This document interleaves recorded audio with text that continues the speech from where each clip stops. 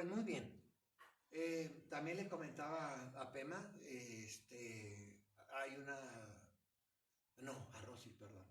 A Rosy, en nuestra página de www.budismolibre.org, mero arriba dice programa de actividad, programa de retiros, cursos y pláticas 2026. Denle clic ahí para que vean dónde vamos a andar. No, andamos en varios lugares, ¿no? Por lo que me acuerdo ahorita, nos toca en febrero, estaremos en León, Guanajuato, haciendo un curso ahí en un hotel que se llama Hotel Crown Plaza, León. Y en marzo, del 27 al 29 de marzo, si no me acuerdo, tenemos el retiro en Cuernavaca. Y en abril no me acuerdo, Rosy. Checa ahí tú. Checa ahí, pero no sé dónde vamos a andar. Pero vamos a andar, aquí vamos a tener otros 2 eventos aquí en Aguaratlalpan, para que estén atentos nomás. Y pues chequen el calendario, cambia obviamente, porque a veces nos cambian las fechas, nos cambian los lugares. Entonces nomás vayan checando bien. Y los eventos que tenemos con inscripciones abiertas están en la página inicial, ¿no? Ahí están. Okay. Los que si no están en la página inicial es que no están las inscripciones abiertas. Porque hay gente que quiere inscribirse con 4 o 5 meses de anticipación, pues no podemos funcionar así. Funcionamos con más tranquilidad. ¿Ok?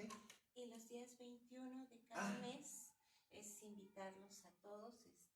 Nos da pláticas el maestro Calama vía Zoom. Entonces nada más es comunicarse al correo electrónico, que ya han estado ustedes en contacto con él, y inscribirse y recibir el enlace, el link. Es gratuito. 21 de cada mes. Sí. Esas son pláticas sobre, ahora este año le vamos a dedicar a los libros del budismo. Todos los 21, independientemente de qué día caiga, todos los 21 de mes. Acabamos de, hace pues 3 días, platicamos libros del Dalai Lama. Y este 21 de febrero vamos a platicar sobre el Lama Zopa Rinpoche, los libros del Lama Zopa Rinpoche. Platicamos los libros y obviamente platicamos enseñanzas, ¿no? Vamos, al lado de los libros vamos platicando las enseñanzas. Todos los días 21. Nomás que tienen que darse de alta para que les mandemos nosotros la liga Zoom. Porque lo hacemos por Zoom en esa actividad. Pema es la que opera todo ese sistema. Nada más abro la página y les doy el Zoom. Bueno, pues el material ahí que les dimos, si no lo leíste a tiempo, cuando tengamos ahí espacios, les recomiendo mucho que lean la página 3 y 4, pues donde vienen todo lo respecto al curso, son consejos y algunas ideas que con el tiempo hemos estado trabajando para que te sea muy redituable, muy creativo el curso. En esta ocasión, tradicionalmente dejamos los zapatos fuera de los salones, pero hoy ya no, tengo mucho frío para estar descalzos ahora. Entonces, pues andamos, para que no le hagan caso ahí, lo dejar los zapatos afuera y todo, pues no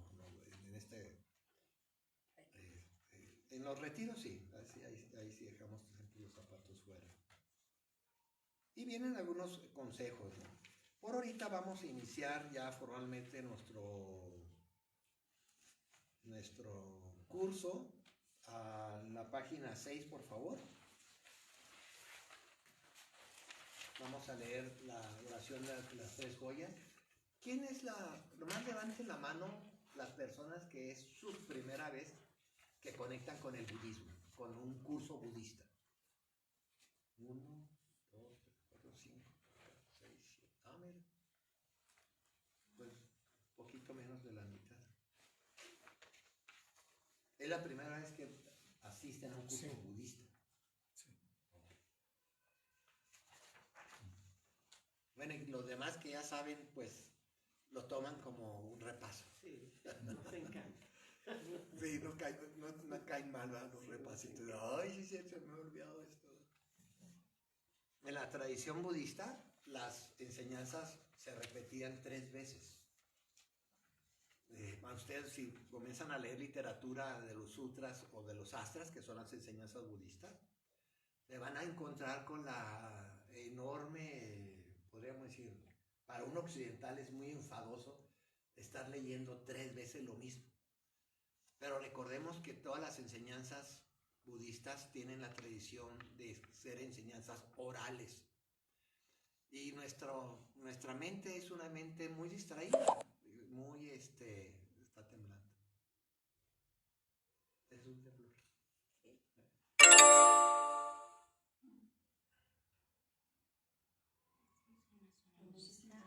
Si tiembla un poquito, no se asusten. Ya pasó. Son las réplicas de Morelos, de allá de Guerrero. Se van a dar cuenta que las enseñanzas se repiten 3 veces. Se dice 3 veces, 3 veces, 3 veces. Entonces, así somos nosotros. Estamos repitiendo, repitiendo. No se enfaden, no se desesperen. Hace unos años, una pareja de amigas, en aquel entonces todavía estábamos en Casa Azul, y se me acercaron y me dijeron, Calama, es que ya varias veces hemos oído que tú repites y repites las enseñanzas de las 4 nobles verdades. Ya no las queremos escuchar, ya las entendimos. Ay, órale, ¿no? Está bien, pues qué felicidades. Entonces, en la tarde, noche ya me senté con ella y estábamos así en el grupo, estábamos como 30, 40 personas. Ahí en Tepoztlán, ahí en Casa Azul, no sé si lo conozcan, Casa Azul de Tepoztlán. Y les dije, miren, yo como ya me enfadé de dar las 4 nobles verdades, aquí están unas compañeras que ya manejan las 4 nobles verdades. A ver, por favor, ¿pueden ustedes explicarles las 4? Oh, pues se pusieron en una lata ahí, no, que te dije que no era así, que se pelearon ahí entre ellas.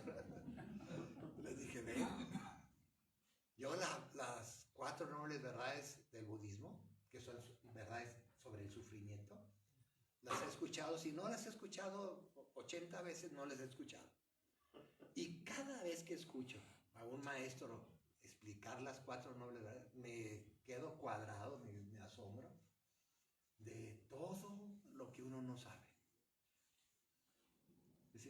Por eso nosotros repetimos y repetimos. Eso se los estoy diciendo porque en las charlas van a ustedes a encontrar que estoy repitiendo algunos, pero no lo vean así. Realmente nuestra mente es una mente muy desmemorizada, terca, cerrada y muy ignorante. Aceptemos que somos personas muy ignorantes. Y la repetición es una manera. Todos los buenos artesanos, todos los buenos artistas, todos los creadores, los pintores, los escultores, los poetas, repiten una y una y una otra vez las cosas.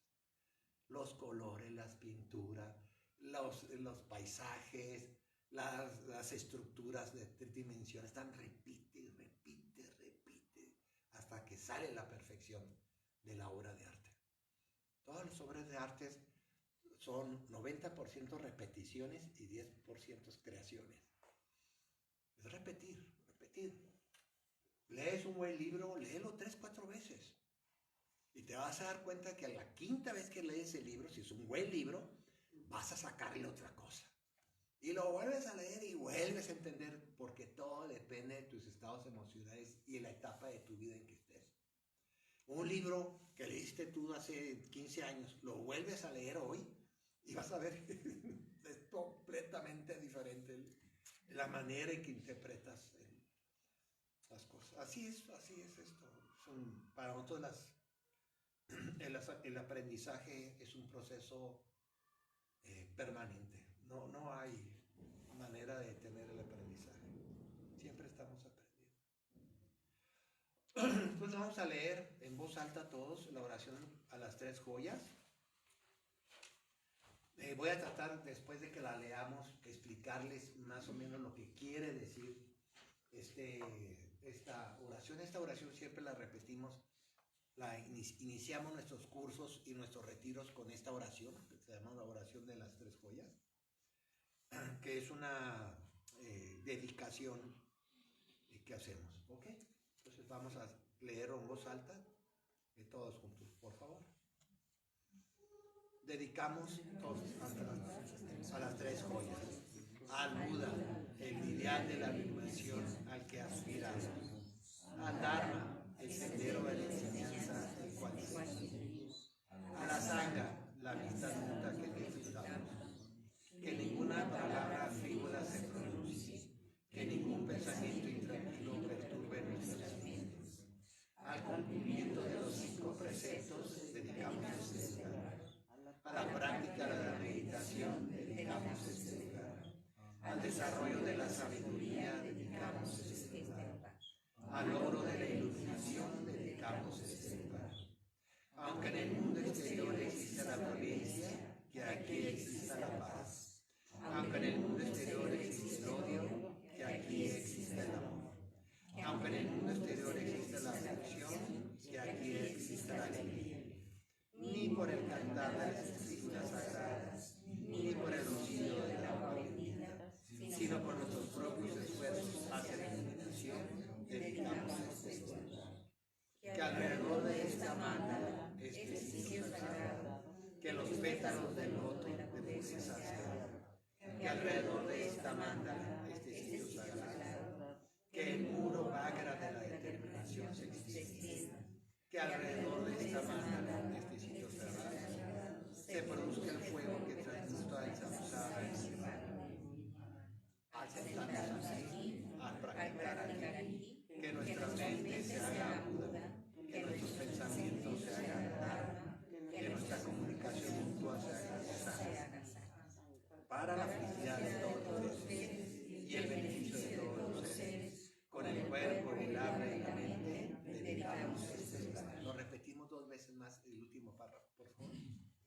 Para la felicidad de todos los seres y el beneficio de todos los seres, con el cuerpo, el habla y la mente, dedicamos este lugar. Para la felicidad de todos los seres y el beneficio de todos los seres, con el cuerpo, el habla y la mente, dedicamos este lugar.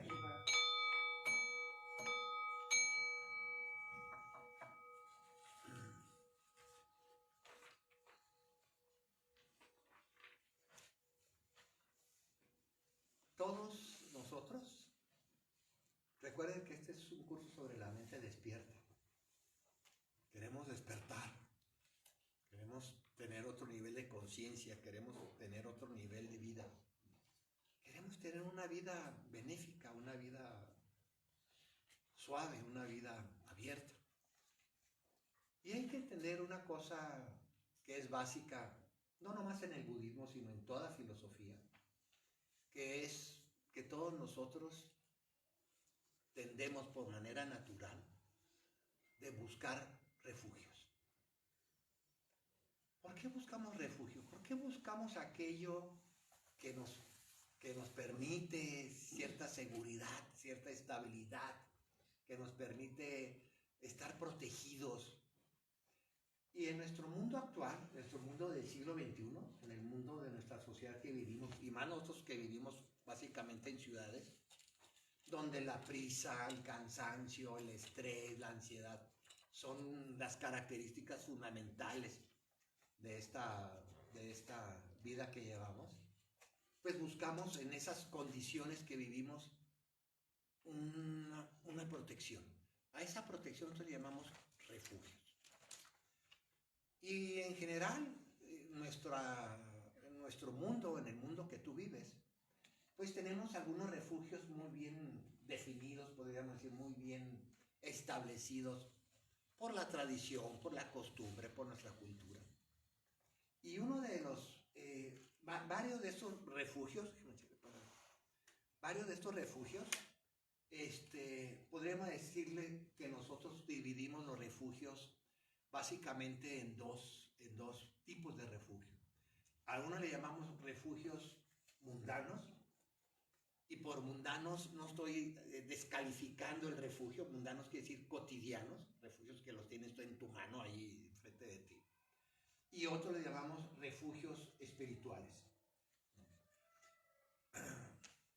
Todos sabemos que vamos a morir. Todos. Y todos sabemos que todas nuestras experiencias están completamente determinadas, completamente dominadas por lo transitorio. Todo está pasando en tu vida. Nada es, como lo vamos a hablar más tarde, nada hay estable y permanente. En nuestro mundo, en nuestro universo, no existe nada que sea estable y permanente. Estoy hablando de algo estable y permanente de largo plazo, de largo aliento. Y eso nos hace vivir adentro de nosotros un enorme miedo y un enorme, podríamos decir, asombro de que cuando logras tú tener un cierto nivel de estabilidad, un cierto nivel de permanencia, un cierto nivel de seguridad existencial, no estoy hablando de seguridad pública, estoy hablando de seguridad existencial de tu vida, esa seguridad se desbarata en un segundo. Una muerte, te corren del trabajo, chocan tu auto. ¿Cuántas cosas no te han pasado que te voltean, te son infieles, te tienes que separar? Hay agresiones, hay violencia, hay mentiras, hay chismes que te afectan, que te destruyen tu paz interna. Y ahí nos damos cuenta de que eso que nosotros queríamos que fuera algo, un refugio, pues no es un refugio tan estable. Todos los refugios mundanos tienen la característica, de su enorme impermanencia y su enorme inestabilidad. ¿Dónde nos refugiamos los seres humanos así normales como nosotros? Pues uno, nos refugiamos casi siempre en nuestras parejas, o te refugias en tu familia, en tu apellido, en tu árbol genealógico, en tus constelaciones familiares, si ya fuiste uno de esos. Ahí te refugias. Mi familia, mis primos, mis hermanos, mis padres, etc. Ya está todo el día en la estructura familiar, sintiéndote seguro, estable. O sea, si me pasa algo, yo sé que cuento con esto, que cuento con lo otro. Obviamente en nuestras sociedades modernas nos refugiamos en el dinero. Es muy común esto. Hoy en día nos refugiamos mucho en el consumo. Te sientes un poco mal, te sientes un poco inquieto, inquieta, y sales corriendo luego a comprar al Costco, o por lo menos al Superama ahí que tienes al lado, o mínimamente al Oxxo, a ver qué encuentras para ahí, para distraerte, y para tu chocolatito. ¿Cuántas veces tú lo has hecho? Sales corriendo de tu casa para no enfrentarte a esa soledad o ese dolor que traes. Y esos refugios, dinero, familia, pareja, hay hoy el burnout, hoy que se llama, que es el refugio en el trabajo, personas que ahora trabajan 20, 19 horas diarias y duerman 3, 4 horas y están trabaje, ¿no? Como una manera de encontrar algo seguro, algo estable. Y eso no está mal. No está mal buscar algo estable y seguro en nuestras vidas, porque sabemos que el suelo de nuestras vidas, la base de nuestras vidas, es una base completamente inestable. Está constantemente cambiando. Todos ustedes ya han vivido esos cambios. No les estoy contando nada nuevo. Todos ustedes han vivido las sacudidas que nos da la vida por las experiencias de las circunstancias que son muy desagradables y que no queremos vivir y las tenemos que vivir. Muertes, pérdidas, cambios, enfermedades, no se diga. No nos acabamos con las malas noticias, ¿verdad? Y aquí lo importante es entender que no es porque tú estés fallando. Esto es muy importante, porque nuestra sociedad es una sociedad que tiende mucho a culparnos a nosotros mismos de las experiencias. Como lo vamos a ver también más adelante cuando veamos el tema del karma, puede haber cierta razón en eso, pero hay muchas circunstancias tuyas, hay muchas experiencias tuyas que tú no tienes absolutamente nada que ver, que son experiencias propias de la vida que tenemos en la tierra. Así es, no es de otra manera las experiencias que tenemos en la vida. Y entonces es muy natural que cada uno de nosotros busquemos refugios.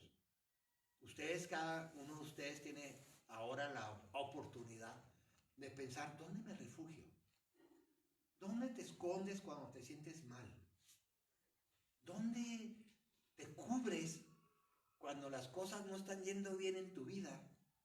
Hay otros que se refugian en el alcohol, otros que se refugian en la droga, otros que se refugian en el sexo, otros se refugian en Perisur. Pues depende de tus capacidades y tus tradiciones de dónde refugiarte. Pero recuerden que esos refugios son refugios mundanos que se nos van a desbaratar.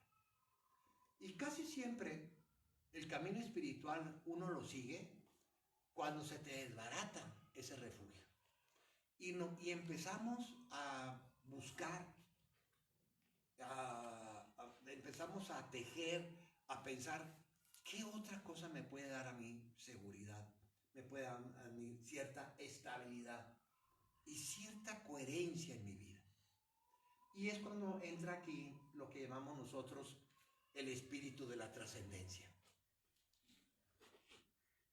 Si tú estás aquí en este curso, es que ya apareció en ti este espíritu de la trascendencia. Y dices tú, ok, está muy bien mi familia, está muy bien mi pareja, pues está muy bien mi cuenta bancaria, está muy bien que tenga mi casita, mi carrito, que pueda viajar, está muy bien, pero eso no me satisface, necesito algo más. Y ese algo más, pues es la búsqueda espiritual. En nuestra tradición, la tradición budista, consideramos que todas las religiones tienen un refugio creíble, durable y sostenible. Los cristianos y los católicos pues se refugian en Jesús el Nazareno, lo cual es bastante fiable, bastante sostenible, podríamos decir. Los musulmanes se refugian en Alá, ese es su fortaleza, ese es su principio rector. Los judíos se refugian en el muro de las lamentaciones, por lo menos ahí van y ahí se refugian y ahí están orando y ahí están estables y ahí están seguros y ahí están estructurados. Y los budistas nos refugiamos en el Buda, en el Dharma y en la Sangha. A estos tres conceptos, para los que es la primera vez que están conectando con el budismo, a estos tres conceptos les llamamos las tres joyas. Las tres joyas. Y son joyas porque son preciosas. Y esto es lo que inicia esta oración de las tres joyas cuando hablan del Buda, el Dharma y la Sangha. El concepto de Buda, y para los que han escuchado esto, les vuelvo a insistir, tómalo como un recordatorio. El concepto Buda no es un nombre personal. El nombre personal de Buda es Siddhartha Gautama. Pero Buda es un adjetivo que quiere decir el despertado. Eso quiere decir Buda. Buda es el que despertó. Y cuando nosotros hablamos de el Buda, estamos hablando de dos maneras. Hablamos del Buda como una persona existente históricamente hace 2500 años y que llevó el nombre de Siddhartha Gautama, el Buda. Y a veces hablamos el Buda como lo despertado, como una cualidad de nuestra conciencia, de nuestra mente, de despertar a la realidad. Entonces, ahí cuando ustedes lean o cuando ustedes escuchen Buda, tienes que tú ajustar bien tu conciencia si se está hablando del Buda histórico o del Buda como una cualidad de tu mente que es el despertar. En estos términos, Buda puede traducirse en términos occidentales algo así como una toma de conciencia. Y si se te hace un poquito complicado esa toma de conciencia, tradúcelo, lo puedes traducir tú como ver las cosas tal y como son. Y si todavía se te complica mucho esto de ver las cosas tal y como son, puedes, se te cayó ahí puedes interpretar este concepto de Buda como la naturaleza de tu mente, tu verdadero yo. Lo vamos a ver también más adelante con el libro que vamos a ver de la mente despierta del Dalai Lama. Entonces, nosotros cuando decimos me refugio en el Buda, nos estamos refugiando, nos estamos metiendo, nos estamos escondiendo, nos estamos protegiendo con un maestro, con una persona que se llamó Siddhartha Gautama y que logró a sus 35 años esa budeidad, ¿no? Y nos estamos protegiendo obviamente con esta cualidad budaica. ¿Está claro esto? Cuando decimos me refugio en el Buda, estamos haciendo esta práctica. Después viene el concepto de Dharma. El concepto de Dharma de hecho, el concepto de budismo no es un concepto muy adecuado para narrar lo que queremos decir nosotros cuando hablamos de budismo. El concepto de budismo viene del siglo XVIII y es la manera en que los académicos europeos de aquel siglo, del siglo XVIII y XIX, le llamaron a lo que se llama estrictamente en Asia, en todos los países budistas como Sri Lanka, Tailandia, el Tíbet, Myanmar, Vietnam, parte de Corea, parte de Rusia, Mongolia, no se diga, Nepal, Bután, todos esos países, no se habla de budismo, se habla de Buddha Dharma. Buddha Dharma quiere decir las enseñanzas del Buda. Nosotros los occidentales siempre tendemos a crear sistemas cerrados. Nosotros los occidentales tendemos mucho en nuestros formatos cognitivos, en nuestro formato de cómo conocemos las cosas, tendemos mucho a cerrar las cosas. Por eso nosotros hablamos de colonias, de fraccionamientos, de fronteras. Aquí inicia este municipio y después el siguiente municipio. Nosotros los occidentales tendemos mucho a cerrar fronteras, mentalmente y físicamente hablando. Si ustedes van a algunos condominios, a unas barriadas en México, van a encontrar, por ejemplo, que hay muchas casitas y las casitas les ponen así como unas barritas chiquititas, nomás para decir, esta es mi casita para acá. O sea, tendemos mucho a crear fronteras. Y no nomás físicamente, sino mentalmente, ¿no? Que por eso una de las tendencias que estamos viviendo en México es la polarización, ¿no? Ya ahora no se habla tanto de fifís, pero antes era, y los fifís, ¿cómo se llaman los fifís?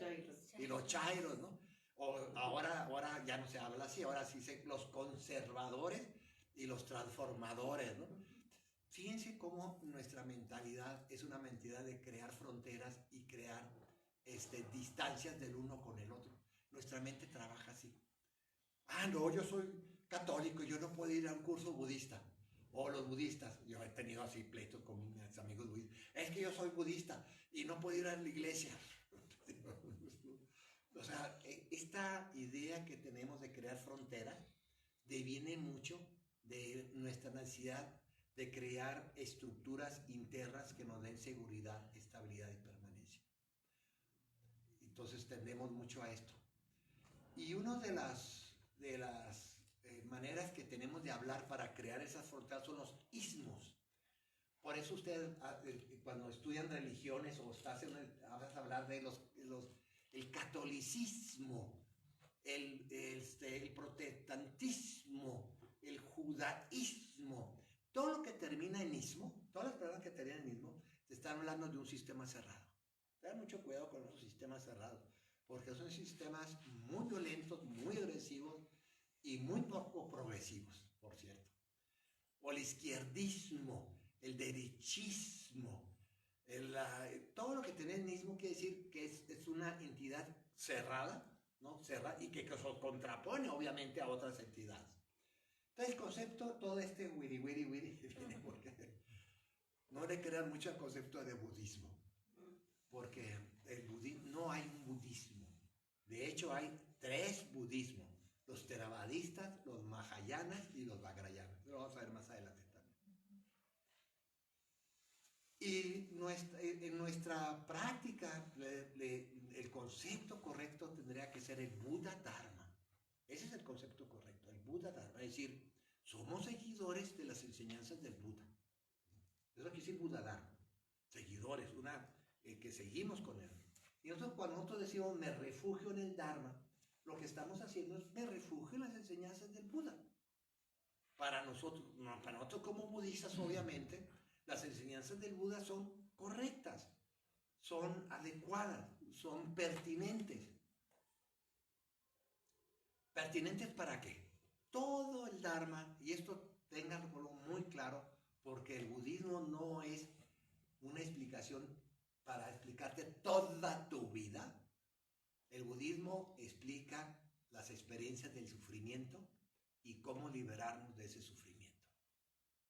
Claro, ese no es nuestro único tema, el sufrimiento. Alrededor de esa experiencia del sufrimiento hay muchas más experiencias, muchas más circunstancias, muchos más temas.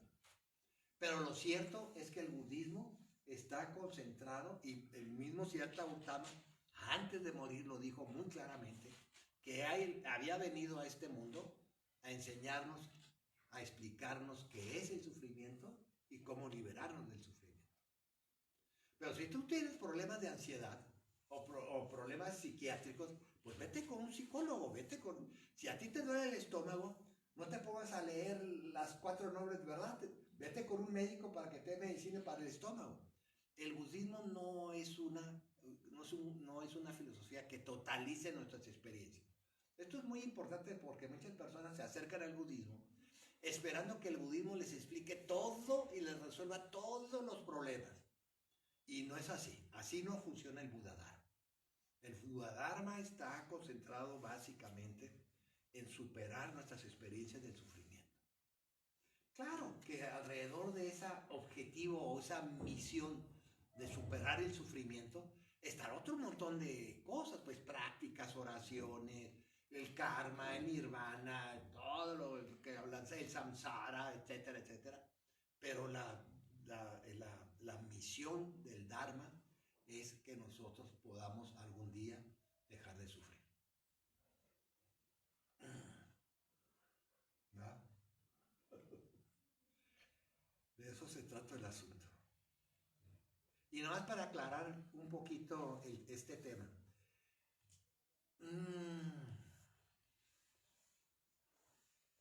Una de las premisas que tenemos en el Buddha Dharma es que instintivamente todos nosotros queremos ser felices y nadie queremos sufrir.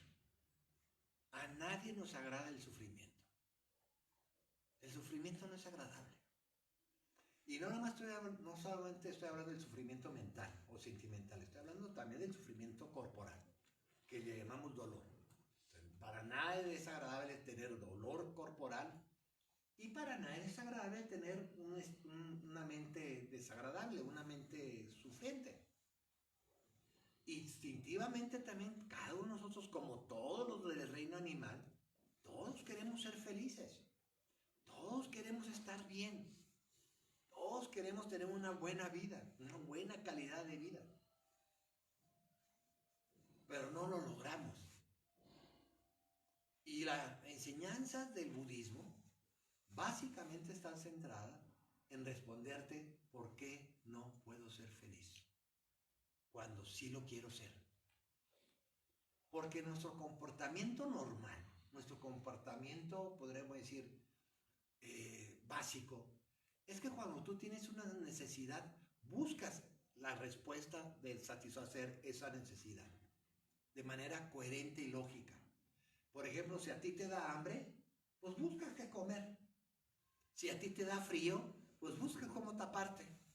Si a ti te da calor, pues buscas cómo refrescarte. Si ya te cansaste de estar sentado o sentada, pues buscas cómo pararte y moverte.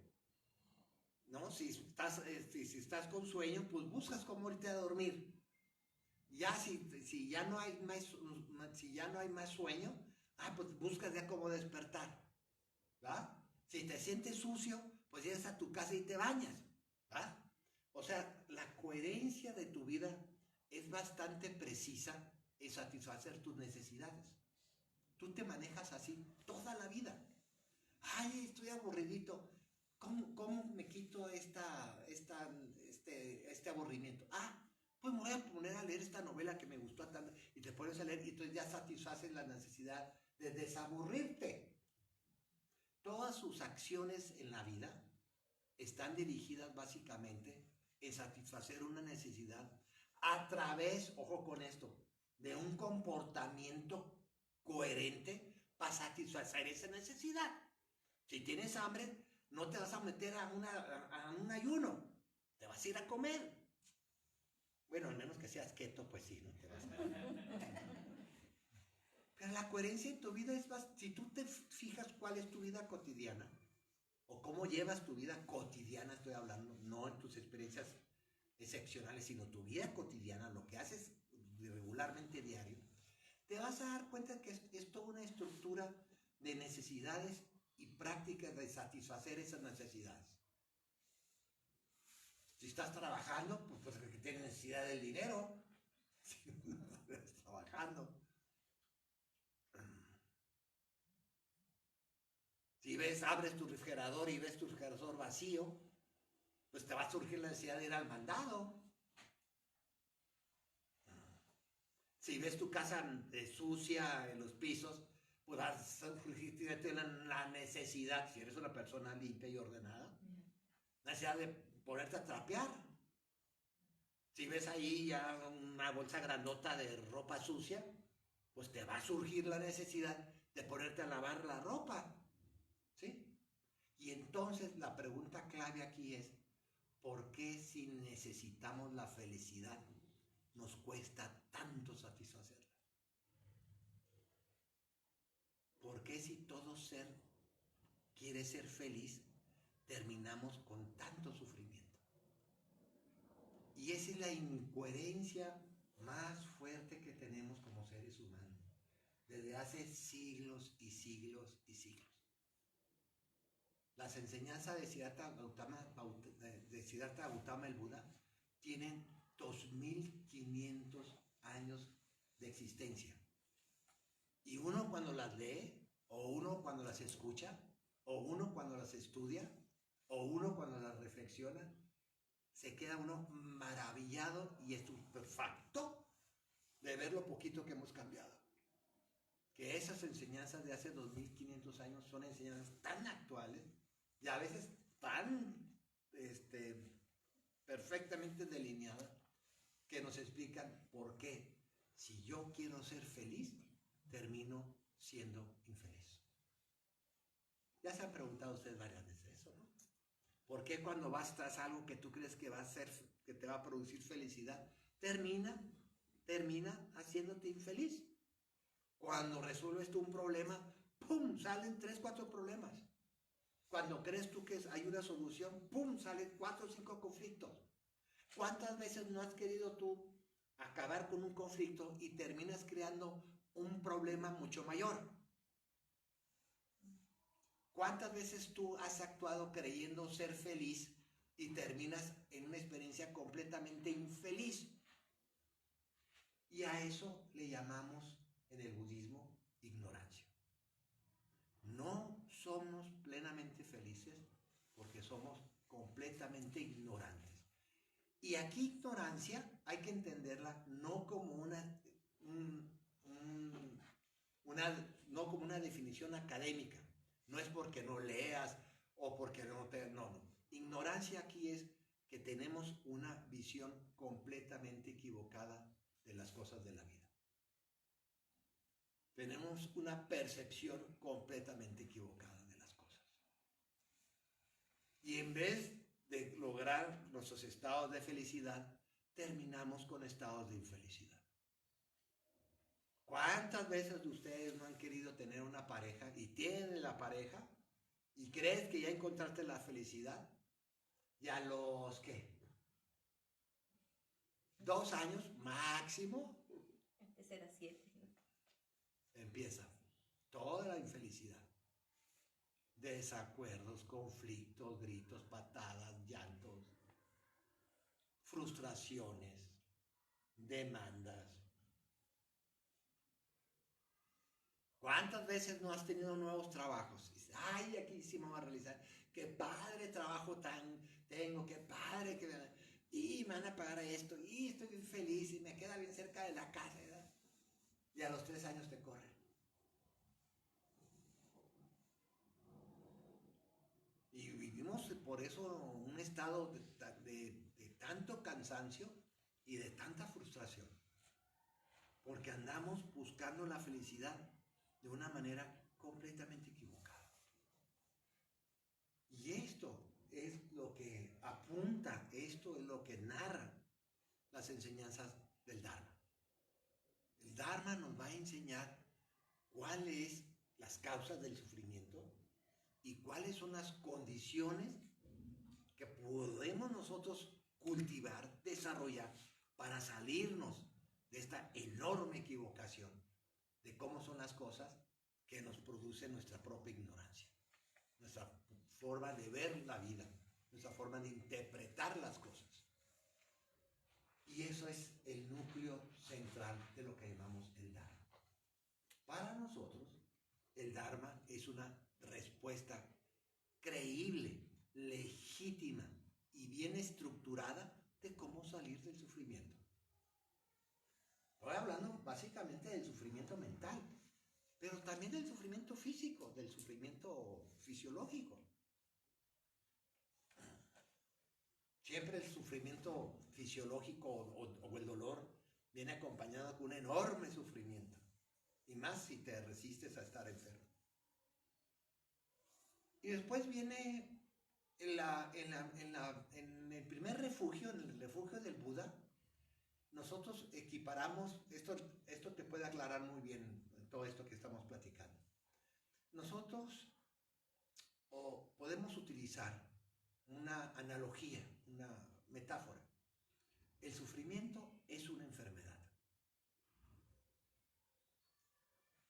Y como tal, como las enfermedades casi en general, no todas, pero la mayoría de las enfermedades pueden ser curables. Como lo vamos a ver también más adelante, el sufrimiento es una experiencia exógena.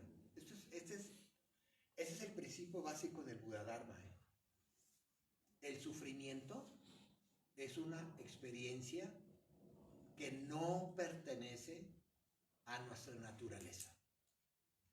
Esa es la hipótesis.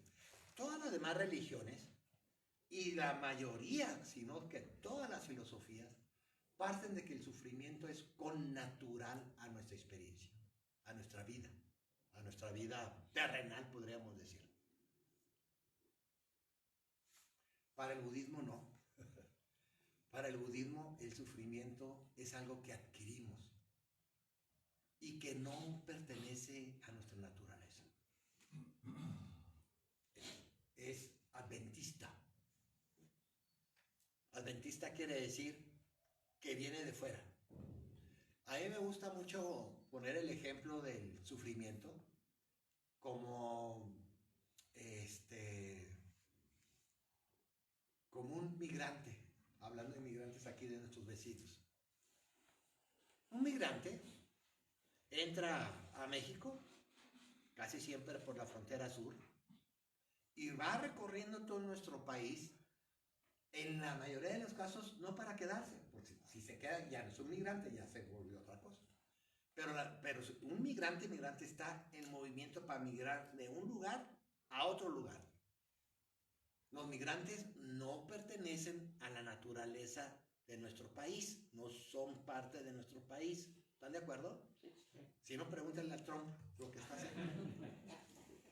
Trump parte de la idea que todos los migrantes que tienen ahí, pues no deben estar ahí porque no son de la naturaleza de ellos. Bueno, el sufrimiento es un migrante en tu experiencia. Es algo que te está sucediendo, que entró en un momento, pero que si tú haces ciertas cosas, haces ciertas políticas y cierta educación, cierto adiestramiento mental, ciertos conocimientos y ciertas prácticas, tú puedes sacar a ese migrante de tu experiencia. Estoy hablando básicamente del sufrimiento mental. Y el sufrimiento mental, escuchen bien esto, quiere decir las experiencias de tus emociones negativas. Todas las emociones negativas que tú experimentas en tu vida, la depresión, la ansiedad, la angustia, el miedo, la nostalgia, la melancolía, la depresión con mayúscula y la ansiedad con mayúscula, ¿verdad? Los celos, la envidia, a ver, ayúdenme, ¿qué más? Emociones negativas. La ira. La ira, el odio, gracias, claro, la aversión, la codicia, la avaricia, todas esas emociones negativas son el sufrimiento. No es que el sufrimiento se exprese en tus emociones negativas. Las emociones negativas son el sufrimiento. Es la manera en que sufrimos. Y ese sufrimiento le ponemos un nombre dependiendo de sus características. El miedo es tal, la ansiedad es tal, la angustia es tal, el estrés es tal, los celos es tal, la envidia es tal. Todo ese conjunto de emociones negativas representan el sufrimiento. La práctica budista, aquí te va a dar más claridad de lo que estoy hablando, la práctica budista es cómo dejar de cultivar esas emociones negativas y cómo irlas sustituyendo de manera gradual con emociones positivas. Qué interesante, oiga. Pues sí, ¿no? Es muy lógico. El budismo es muy lógico. Sí, muy lógico. Muy lógico. Y a esto le llamamos práctica del Dharma. El Dharma es que nuestra mente empieza a desarticular, a desbaratar esas emociones negativas que son el sufrimiento e irlas sustituyendo con emociones positivas, como las hay tantas también. Fundamentalmente nosotros hablamos de 4 emociones positivas. La primera de ellas le llamamos amor, que en sánscrito le llamamos metta. La segunda de ellas le llamamos compasión, que en sánscrito le llamamos karuna. ¿Cómo? Karuna, con K de kilo. Karuna. Karuna. La tercera de ellas le llamamos alegría.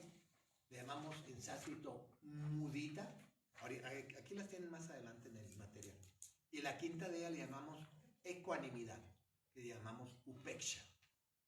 Esas son le llamamos a estas 4 emociones positivas: amor, compasión, gozo y ecuanimidad. Vamos a hacer una meditación de ellas, por cierto. Le llamamos los 4 inconmensurables. Las 4 emociones inconmensurables, que son las emociones más poderosas positivas que tenemos. Y esas las cultivamos para sacar de nuestra mente, para sacar de nuestro mundo interior a las emociones negativas, a las emociones sufrientes. Por eso a las emociones negativas o las emociones sufrientes, el concepto más, ya me estoy adelantando muchísimo, pero no le hace avance. Más adecuado es en sánscrito, a esas emociones le llamamos klechas. ¿Cómo? Klechas. También con K de kilo. Klechas, así como eso. Klechas. Las klechas son predisposiciones mentales que responden a las circunstancias de una manera destructiva y de una manera negativa. Esas son klechas. Todos nosotros cargamos klechas. Unos son muy enojones, otros son muy depresivos, otros son muy nostálgicos, otros son muy iracundos, otros son muy celosos, otros son muy envidiosos, otros son muy codiciosos. Todos estos perfiles de personalidades vienen sustentadas por lo que llamamos nosotros, le llamamos nosotros clechas, predisposiciones a responder negativamente, fundamentalmente a las malas circunstancias. Y cada uno de ustedes tiene que comenzar a pensar profundamente cuáles son las clechas que te están dominando en esta época de tu vida. Cuando éramos niños eran unas clechas. Cuando fuimos jóvenes son otras clechas. Cuando comenzamos a envejecer son otras clechas. Cuando ya estamos rucos, otras flechas. O sea, las etapas de nuestra vida se van definiendo por las etapas de tus flechas. Y cada uno tiene que ponerse a pensar claramente cuáles son las flechas que ni surgen. Nomás ponte a pensar, es muy sencillo. Más que tienes que ponerte a pensar bien. Cuando vivo yo una circunstancia negativa, ¿cómo respondo? Cuando entran a robar a mi casa, ¿cómo respondo? Cuando alguien se atraviesa en mi auto, ¿cómo respondo? Cuando llego tarde al aeropuerto y se va el avión y ya perdí el vuelo, ¿cómo respondo? Cuando alguien dice una mentira de mí, ¿cómo respondo? Cuando alguien que yo saludo y la otra persona no me saluda, ¿cómo respondo? Cuando traigo un proyecto en el trabajo y va el jefe y agarra tu proyecto y lo tira a la basura, ¿cómo respondes? Y ahí vas a cachar, vas a ver cuáles son tus flechas. Las flechas surgen cuando tenemos una experiencia desagradable. Ponte a verte, tómate fotos, tómate un video, un selfie de video cuando te pase una cosa mala y fíjate cómo responde. Y ahí vas a ver tu flecha. Vas a ver si eres depresivo, si eres iracundo, si eres nostálgico, si tienes más a la frustración, a la ansiedad, a la depresión. Ahí vas a ver. O vas a retirarte, a negarte y volverte una persona solitaria, una persona que prefiere no interactuar con los demás porque los demás son una bola de mensos, son una bola de idiotas y yo no aguanto a la gente es una torta, es una tonta. ¿Cómo reaccionas? Y ahí vas a ver las flechas. Entonces, si el sufrimiento es una enfermedad, primero, necesitamos un médico. Un médico que sea trucha, un médico que sea inteligente, que esté preparado y que pueda diagnosticar bien esa enfermedad. Porque si tú estás mal del estómago y vas con un médico patito y te da una medicina para la gripa, pues no te vas a curar del estómago. ¿Estás de acuerdo? El remedio tiene que ser coherente con la enfermedad. ¿Ok? Para nosotros, nuestro médico se llama Siddhartha Gautama, el Buda. Y nuestra enfermedad se llama sufrimiento.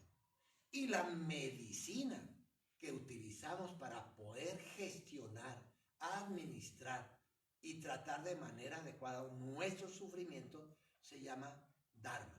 Ese Dharma es lo que está escrito en el, ¿cómo se llaman los médicos que te dan tu receta? Es lo que está, te estás sufriendo y el Buda te dice, esta es Dharma, esta es tu medicina, tómate la medicina.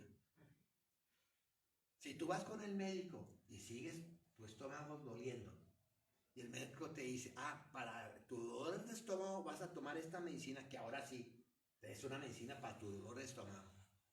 Y vas tú a tu casa y te acuestas, me duele el estómago, y dejas la receta al lado, ahí tu buró, la receta, pues no te va a servir de nada, aunque sea la medicina más fregona y más fuerte para resolver tu problema estomacal, no te va a servir de nada si no te la tomas.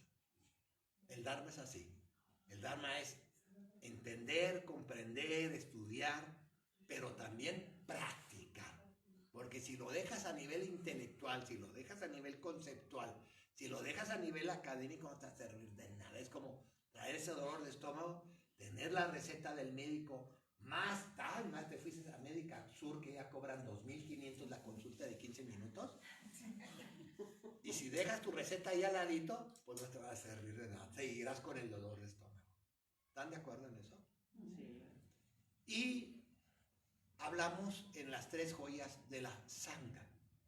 La Sangha, en los primeros siglos del budismo, allá el budismo se inaugura 500 años antes del cristianismo, antes de Jesús del Nazareno.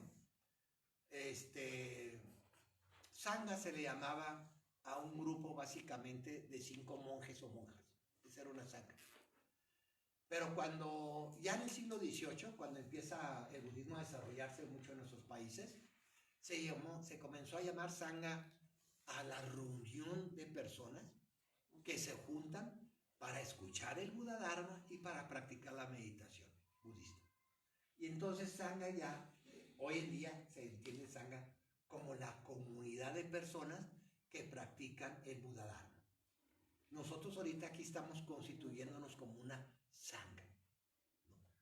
Una sangha que este fin de semana, como en muchos otros lugares y muchos otros países y muchos otros centros y muchos otros lugares, se está juntando gente para hacer lo que estamos haciendo ahorita nosotros, para escuchar enseñanzas, para hacer oraciones, para pensar, para meditar. Están haciendo lo que estamos, para conocer al Buda, para conocer el budismo. Están haciendo lo que están. Y sangha ahora en día se traduce más bien como comunidad de amigos espirituales que están estructurados, que están dirigidos por la idea, por las enseñanzas del Buda, ¿no? Y ahí tienen ya una exagerada explicación de las 3 joyas del Dharma. Tienen una explicación muy clara lo que es el Buda, lo que es el Dharma y lo que es la Sangha y para qué lo usamos. Y cuando uno se convence de que las propuestas del Buda Dharma son por lo menos ahorita las más coherentes y las más pertinentes para tu experiencia de vida, es cuando te vuelves, es cuando te conviertes en un budista, ¿no? Un budista es una persona que se refugia en el Buda, en el Dharma y en la Sangha.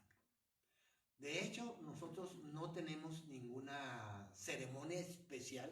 O sea, los budistas se hacen budistas por sí mismos. No hay bautizos, no hay... Hacemos a veces una pequeña ceremonia donde damos los nombres como Pema. Pema tiene un nombre budista. Mi nombre Kalama es un nombre budista. Y lo tomamos el nombre en una pequeña ceremonia que le llamamos la toma del refugio del Buda, el Dharma y la Sangha.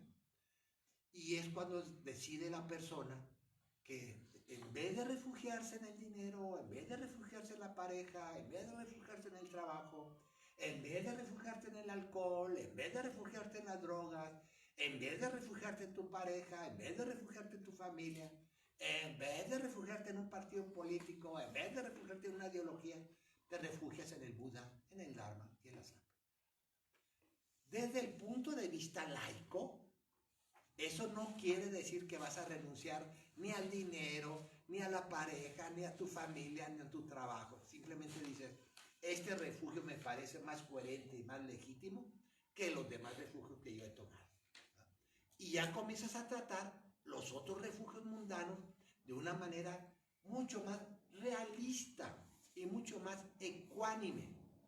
Y ya no les presionas tanto a esos refugios mundanos que satisfagan tu necesidad de permanencia, de estabilidad y de seguridad. Porque ahora tienes un refugio espiritual. Un buen cristiano, un buen católico, se refugia en Jesucristo. Y ahí es su refugio. Un buen musulmán, pues se refugia en Alá. Y ese es su refugio. Pero nuestros refugios espirituales no son contradictorios y no tienen por qué negar los refugios mundanos. Los refugios mundanos sirven para el refugio mundano. Y nuestra vida es una vida mundana. La familia sirve, claro que sí. Tu trabajo sirve, claro que sí. Ir al Costco sirve, claro que sí. Venden muy rico jamón. Pero sin apego y aversión. Sin apego, sin aversiones. Y el pollo no se diga. Y el papel del baño, olvídate. ¿Saben que el Costco, los dos productos que más venden son esos? Son los pollos, ¿sí sabían eso? De hecho, cuando tú compras un pollo en el Costco, está subsidiado el pollo, te lo está dando más barato, ¿eh? Porque el pollo es uno de los... Por eso, en todos los Costcos que ustedes vayan, los pollos están hasta el fondo. ¿Por qué creen? Exactamente. Por eso subsidian al pollo, dan el pollo, ellos pierden así, ¿no?, con el pollo. Y después, si quieres irte hasta el fondo, hasta el pollo está en el fondo central. Y el papel del baño siempre lo van a poner ustedes, exacto, sí, hasta el fondo izquierda o el fondo derecho. Vean, eso es chistoso. No, si los Costco son... Y el pan. Y las roscas de arriba. Uf, no, las roscas son otra historia. Pero ¿por qué ser el Costco? Por esos refugios, ¿no? Por los refugios, sí. Es un buen refugio el Costco, te puedes pasar ahí 3 horas. Eso no es muy budista. Se te olvidan los pesares y el sufrimiento. Hasta que llegas a la caja. Hasta ahí llegó ya el olvido y la felicidad. Sí, sí. Pues esos son. Lo importante es que, bueno, decía, como laico, nosotros como laicos nos refugiamos en el Buda, en el Dharma y en la Sangha, pero no quiere decir que abandonamos lo otro. Ahora, hay otra escuela en el budismo, que es la escuela monástica. Es así, se refugia en el Buda, en el Dharma y la Sangha y renuncia a la vida mundana. Esos son los monjes y monjas. Esos sí son.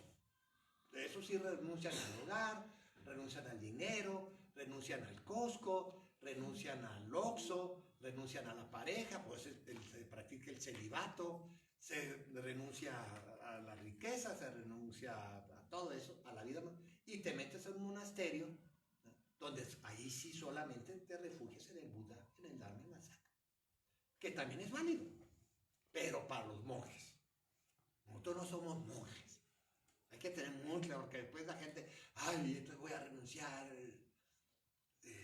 Se confunden completamente las cosas. 11:20. Si vamos a hacer meditación. ¿Alguna duda o comentario? ¿Está todo claro? Bueno. Considerando, ahí hay agüita, ya nos pusieron agua acá afuera, para que tomen su agüita. Vean dónde están los baños también públicos, está acá. Cuando estemos arriba, ahora como están ocupadas la mayoría de las habitaciones, siempre usamos un baño acá arriba de las habitaciones. Vamos a usar la habitación 6 cuando estés allá arriba, para que no bajes aquí al baño. Pero va a ser unisex porque nomás nos queda una habitación.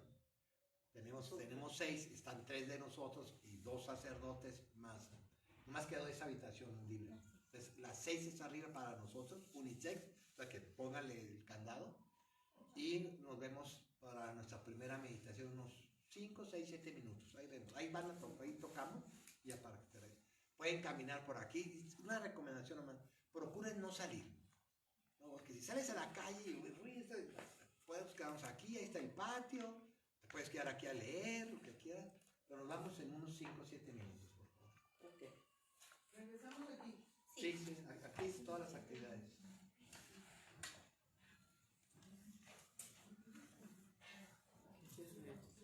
Dejamos nuestras cosas. Sí, dejen aquí todo, ¿eh?